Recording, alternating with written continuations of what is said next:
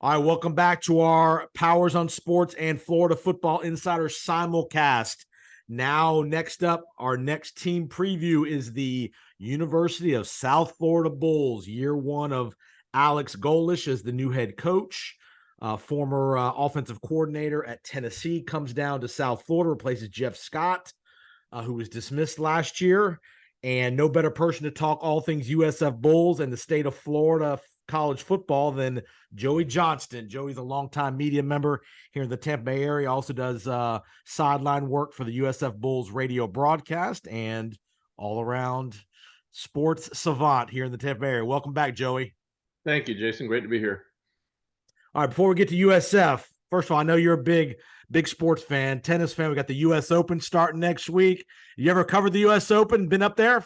I have, I think, 6 times I was up there in the old stadium, Yeah. which was a very unique place. One of the things I remember most about it was in the press box high above the old Louis Armstrong Stadium. No one knew how to control the air conditioning. It was always on, and we always joked about getting your U.S. Open cold. So if you were there for a whole 2 weeks, by the end of it, you were usually sick. But yeah, so U.S. Open is different than Wimbledon. I'll tell you that much. U.S. Open is New York, night tennis, loud crowds, people that may or may not respect the wait until the changeovers to move around the stadium. They don't always do that, so it's a pretty cool event, and it's definitely a New York event. No doubt, no doubt. Hopefully, we get a Djokovic Alcaraz final like we had in Cincinnati last week and a classic. So hopefully, there's always lots of drama. There's always one or two wild players that come out of nowhere and make a run and all that stuff. And the night matches are something that are classic to New York. Yep, absolutely right. I spent many a night back in the day getting back to the hotel in Manhattan at like 2 or 3 in the morning, because they would not only do they play at night, but they had this bad habit of stacking up like two men's matches, Yeah, or a men's match after a doubles match or something. And inevitably, don't start till they would 10 o'clock at they would night, go 10 five or sets. 11. They would go 5 sets. It Yeah, was there is, we talk about Pac-12 after dark. There is a whole culture of stories of things that happen at the U.S. Open after midnight, and it was something to behold for sure. no doubt. All right, let's get to the state of Florida before we get to USF. Just a quick thought on a couple of programs. Obviously, Florida State is the team in the state that has the most expectations. Huge matchup with LSU week one. Just your thought of where Mike Norvell is at and coming into year four, and is Florida State, in your opinion, kind of almost back to where they once were? Yeah, I think they are. I think Mike Norvell has got it going in the right direction. Obviously, if they can defeat LSU in Orlando on the first Sunday of the week one, that would be huge. I expect FSU to be right in there for the ACC and maybe even the college football playoff if the right things break. I mean, that LSU game looms large. Maybe that's not one you can drop and You got get into the Clemson later playoff. in Yeah, September. yeah, a very very front loaded schedule for the Seminoles. But I certainly think that Mike Norvell has built it to a great point, and now they've got to execute. They've got to beat Clemson. They need to beat LSU if they are serious national contenders. But I think we've come a long way from 3 or 4 years ago when the Seminoles were really gasping for air. I think the program is on the upswing, and I don't think there's any doubt that you can say right now the Seminoles are running the state. They're the best team in the state, and certainly the best hope of climbing the ladder, maybe winning a conference and contending for the national title. As we move a little further south, the other two big schools, obviously, no disparaging UCF, but Miami and Florida, kind of in the middle of rebuilds. Both guys are in year two. Mario Cristobal, Billy Napier. Any thoughts there? Yeah, Billy Napier is behind the 8 ball for sure. They had a tough season to open it up, and now they've got what I think is probably the toughest schedule in America. They open at Utah. That's the opener on a Thursday night.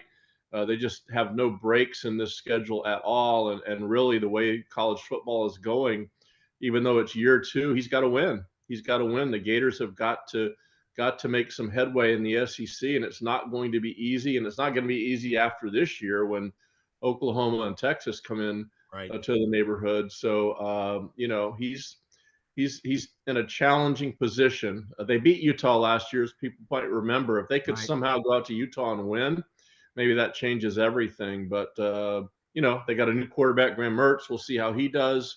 It's still difficult to wrap my head around Florida struggling over multiple seasons because just of what we're used to and the resources they have there and the great players they always have there.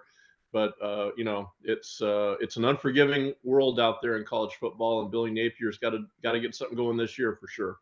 And then down at Miami, Mario Cristobal, the big question is, we know he can recruit, but can he actually coach?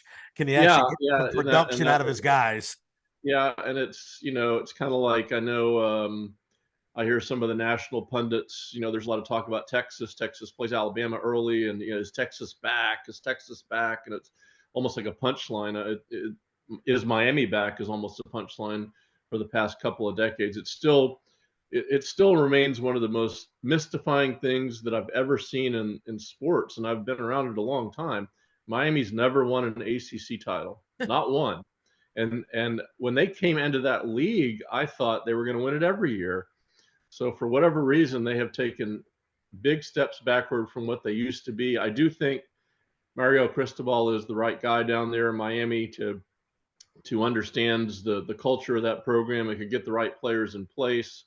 Again, got to get something done. Got to move the needle a little bit, and got to win your big games. And we've been teased a lot before. It's been so long since Miami has come through in the big way that we're used to 2 decades ago that you sort of tuned it out. But it would be great for Miami to get back on top because I think college football is a better place when Miami is at the top of the food chain. All right, last question, then we'll get to USF. UCF, very similar program to USF. They're making a big jump going to the Big 12 this year. How do you think they will blend into that conference? Obviously, that conference is realigned and added the Arizona schools, Utah and Colorado for next year. But how do you think that whole integration into the Big 12 will go for UCF? I mean, I think it's a great thing for UCF, obviously, not only for this year, but for the future. Just the interjection of the funding that they're going to get and how they're going to be able to build the program. I know the recruiting is going very well. I do think this year will be a huge challenge because it's a big step up in competition. I think as the season goes on, you're going to see depth become an issue. And I don't know if UCF's quite to the level of Big 12. I actually think if they could break even and get into a bowl game, I would classify that as a success for year one. I don't think that they're a realistic contender to win the league right away. I know some UCF fans may disagree with that, but I do think the jump in competition is going to be something that's going to be a little bit jarring. And it's almost like they have to, instead of thriving, I think year one, you got to survive, first of all. And then I think down the line, UCF may be a real factor in that league. All right, let's go to the team that you cover, and you're part of the radio broadcast team there, USF. New coach Alex Golesh. Tell the fans out there maybe haven't heard Alex talk publicly or don't know much about him. Give me a little sense of his personality. Is he ready for this kind of opportunity? He's been on the job about 7.5, 8 months now. Just give me your thoughts of being around him for the first 7, 8 months. Well, first of all, as people may know, he was the Tennessee offensive coordinator last year, and by all accounts, he was going to be somebody's head coach, whether it was USF or another program that would have hired him. He was definitely in line for that opportunity. He was fabulous last year at Tennessee. They were the number one offense in the country. They set all kinds of records. They beat Alabama. He is a fast-paced, up-tempo offensive guy that likes to get the ball in space to his playmakers and get the defense, without getting them to catch their breath. So USF is going to move fast. I think personality-wise, he's very intense. He has a sense of urgency about him that when you're around him, you know instantly that he is not thinking 2 or 3 wins is going to be acceptable here. He has a fire lit under him to get it done as quickly as possible. Hopefully, a bowl game this year, and if that were to happen, that would be incredible. I think we could have a parade for him if he could pull something like that off.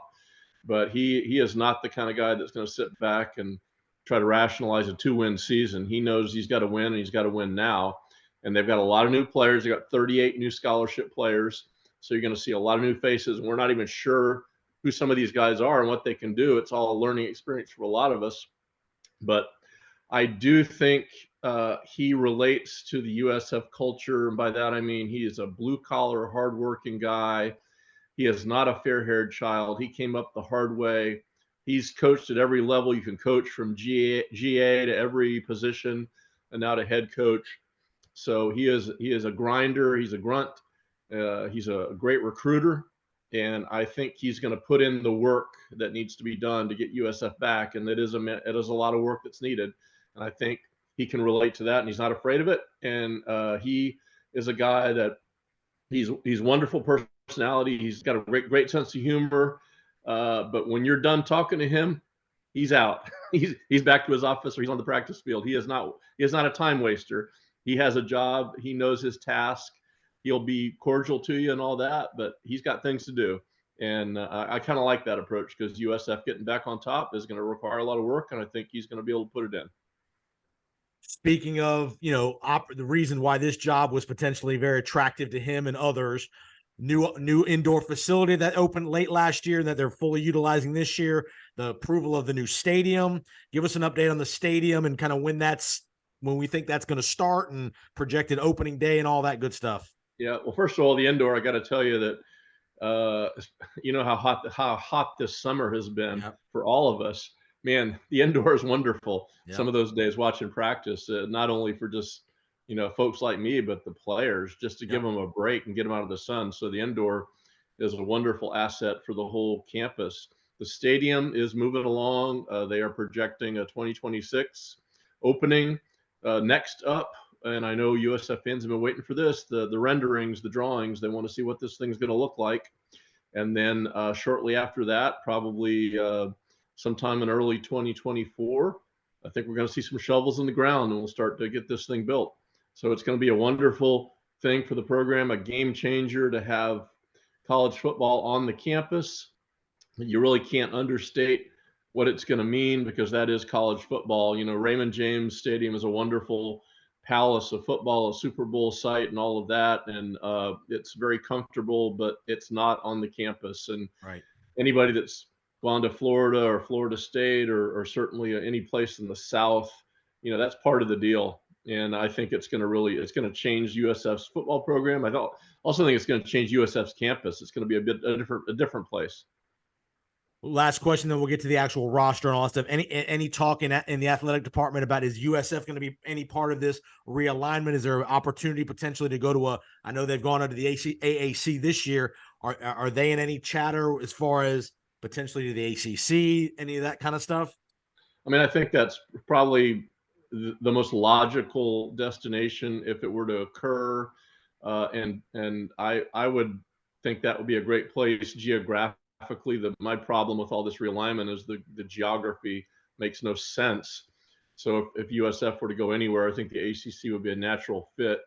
Who knows what's going to happen, but certainly they're in the conversations, or they're putting themselves in the conversations. They have tons of assets, the great city, a stadium coming, a program that's getting investment, and they're taking this very seriously about getting back on top.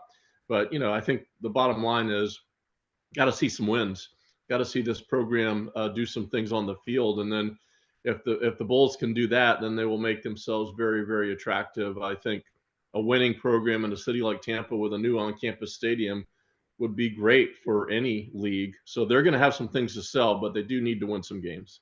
Yeah, as we're recording this, lots of chatter today that Stanford, Cal, and SMU are close to getting accepted to the ACC. They're not done yet, but that's kind of the way it sounds like it's going. So, obviously with all the moving parts, and you got Florida State, Clemson in some limbo, all that stuff. So to me, you're right. I think USF would be a good fit in the ACC if there was an opportunity down the road to do that.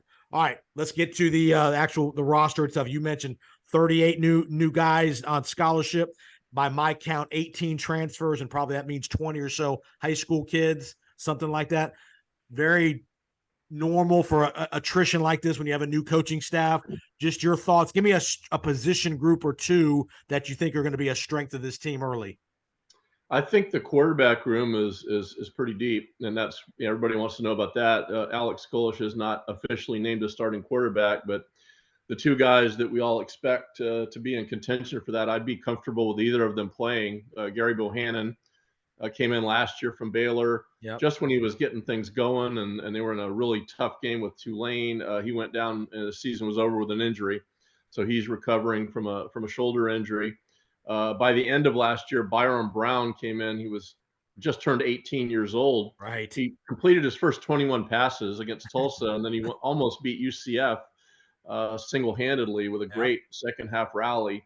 He's a cool customer on the field, a really polite, nice kid, great athlete, got an incredible future, I think. So I don't know if they would play two guys, but I would be comfortable with either of those guys playing. So, and they've got Bryce Archie, a transfer, and Israel Carter, who they believe is going to be a big time player. He's a freshman from Southern California region.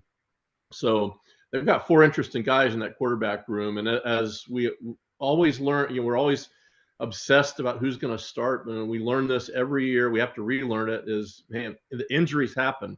Yep. And you're going to need more than one quarterback. You may need three quarterbacks, maybe even four at times.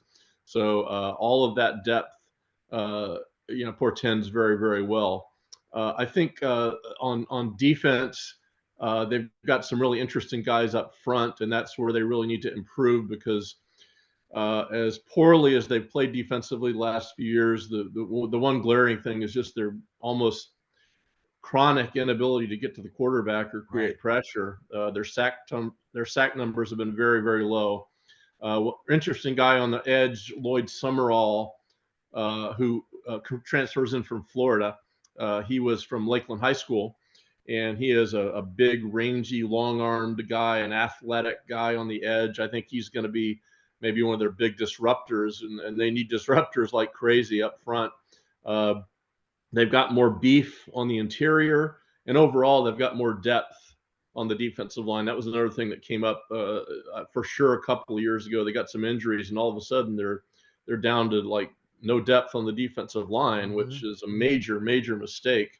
So if nothing else, they have a lot of bodies and they have a lot more size.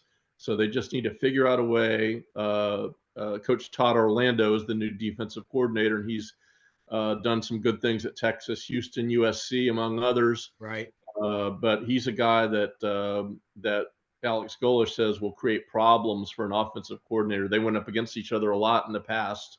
So I think if Todd Orlando can figure out a way to free up some of these guys, some of these disruptive guys they've got, and put some pressure on the quarterback, defense is going to improve a whole heck of a lot, because really we've gone 2 or 3 years with the opposing quarterback really just sitting back there throwing darts. Right. And you can't do that in college football. That's a recipe for disaster. Yeah, and again, I've been around the program a little bit the last couple of years as well, and to me, their glaring weakness, as you mentioned, are the trenches, both offensive and defensive line productivity. Alex is a former offensive line coach, so that will probably be a strength of his as far as coaching that. And again, to me, you're right. They're going to run a fast-paced tempo. If you watch Tennessee play at all the last couple of years with Heupel, they're snapping the ball every. Is he going to try to keep that pace going? That every 10, and it's always 20, like you have to see this to see what it is, and a lot of the talk that you have during training camp maybe doesn't translate into the season.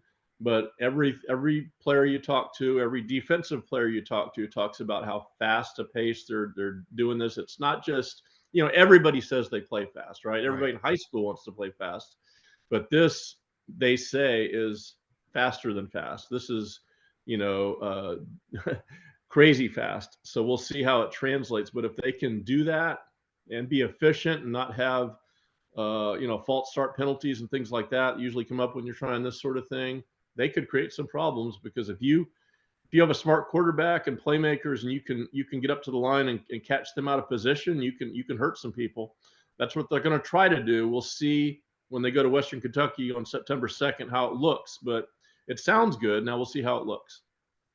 You mentioned the schedule. They obviously start at Western Kentucky, who's always been a pretty good program. And then 2 weeks later, probably the biggest home game in the history of the program. You got Nick Saban and the Crimson Tide coming to Raymond James Stadium. What has the chatter been around the athletic department, the program? Obviously, you don't want to look ahead to that game because you don't want to overlook Western Kentucky, but it's the biggest home game they've ever had in their history. Yeah, it's I mean, anytime you have Alabama involved in anything, it's going to create attention. So it's far and away the highlight of the home schedule. A lot of people are excited to see something like this. It's a 3:30 game on ABC. You know what the stadium looks like. I guess we'll find out how many red shirts are there and how many green shirts are there. But it'll be noisy and it'll be an occasion. So we'll see how it goes. I mean, one thing to remember, you know, Alex Golesh beat Alabama last year. Now he had Tennessee players doing it, Yeah. but he knows what it's like to beat Nick Saban. He can speak to. He actually did that. So we'll see if that can translate. The other thing is will be coming off their game against Texas. Yes. And USF will be coming off a game against Florida A&M. So certainly, I'm sure a lot of work has already been done on Alabama preparing for that game. You hear the chatter around the nation about, you know, how good's Alabama actually going to be? Is this going to be a down year? Is Georgia kind of just, you know, taking everything away in the SEC, which may be true, but again, it's Nick Saban, it's the Crimson Tide, and I'm not going to discount them because I've spent my life seeing how great they are, and I'm sure they're going to be very, very competitive this year. I think if as a USF fan and other fans that are listening that are Bulls fans, I think the thing that you want to see in year one with Alex, sure, you want to win games, and I get it, but what you don't want to do is you don't want to be giving up 50 every week. You don't want to be getting blown out. Be competitive. Again, are you going to beat Alabama? Probably not, but you don't want to lose 58-10. Right. It's kind of games like that the fans lose interest in a hurry. Is you want to at least be competitive, and when you get into conference games, be competitive. If you win a few, great. If you don't, but you want to be in games going to the fourth quarter. Yeah, and there's no moral victories, but you're right. Realistically, USF has tough odds to win this game, but you do want to feel good about yourself coming out of it because you could jump right into the conference after that, and that, you know, for not only USF but for every team, that's the bottom line, is to win your conference. Something USF is still not done as a program. So Alex Golesh knows that his biggest task is to be that head coach that actually raises that trophy for the first time. That's the next big milestone for USF. USF's had a lot of great non-conference wins in its history, beating Notre Dame, beating Clemson, beating Florida State, Auburn, Miami, and Auburn, and West Virginia. I mean, these are big time wins, but they've got to win their conference and get into a big bowl game. That's how the program advances. But clearly, if they could play a competitive game against Alabama in week 3, that's going to get everybody's attention. Talk about, last thing, I'll get you out of here. Talk about the NIL component of all this. How is USF doing on that front? I know I've seen lots of things with the Fowler Avenue Collective. Talk about how they're competing, especially more in their conference. How do they think they're going to be able to compete from an NIL perspective? Yeah, it's got to be very strategic, and it's got to involve everybody. And the Fowler Avenue Collective is kind of the main driver of that right now. I think probably in the past year, USF boosters have become more educated on it and how they can help. Again, you don't have unlimited funds. You've got to be very strategic about how you use those funds. And the reality is, the way college football is going, particularly with realignment, it's these mega programs with what seems like unlimited money, and there are going to be times when you cannot compete in that realm, but you have to be able to at least selectively compete. In other words, not give blanket cash to every single player, but you've got to protect the ones that are valuable to you, and that's what they're attempting to do. So it's a new world for everyone in college football. I'm still not sure where this is going. I would like to see it regulated on a consistent manner, where it's not a bidding process where players are jumping schools all the time. But how that gets done is anybody's guess, and that speaks to a larger issue of not only NIL but conference realignment and just where this sport is going in the next 10 years. And I don't think anybody knows the answer to that right now. Certainly not me. Well, tell everybody if they don't have a USF radio affiliate in their market, tell everybody where they can find the USF broadcast and hear you and the team with Western Kentucky in week 1. Well, you can get it streamed off of GoUSFBulls.com. There'll be a link for all of the games. You can click on there. You get static free, perfect reception. Anywhere in the world, you can get a USF game, which is part of the miracle of modern technology, I guess. And so we'll be looking forward to that. The opener is at Western Kentucky on September 2nd. That game is on the CBS Sports Network. And as you mentioned, difficult opponent right out of the box. Maybe people might not view it that way, but they've got a great quarterback in Austin Reed. They put up a lot of points. So that USF defense, which is really trying to improve, is going to get a big test right away. All right, well, you can find Joey on Twitter, X, or whatever we're calling it these days, at Joey Johnston, JOHNSTON 813. Again, he's also the owner of Joey Johnston Communications. So if you're ever in the need for any media work, content, that kind of stuff, Joey's a great outlet. And again, Joey's been doing sports media and media work in the Tampa Bay area and state of Florida for numerous years and is tremendous at it. So Joey, appreciate the time, man. Good luck with the Bulls this year, and enjoy your trip to Bowling Green, Kentucky. I'm actually, and I'll tell you a story. When I played at UAB, I actually played there, didn't you? I did. I played there in at Western Kentucky when Jack Harbaugh was the coach. Okay. John Harbaugh and Jim Harbaugh's father was the coach. That was a good Western Kentucky team that you played. Pretty decent. They were always good. When he took over, they were struggling, but he got them very competitive. And Bowling Green, Kentucky, USF many years ago, before football, shared a conference with Western, the old Sun Belt. So USF teams have gone to Bowling Green before.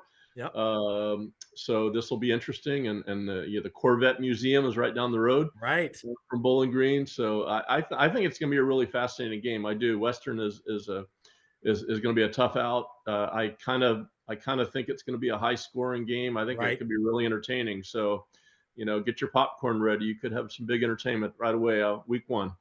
No doubt. Well, Joey, appreciate the time, and we'll talk to you soon. All right, Jason. Thanks.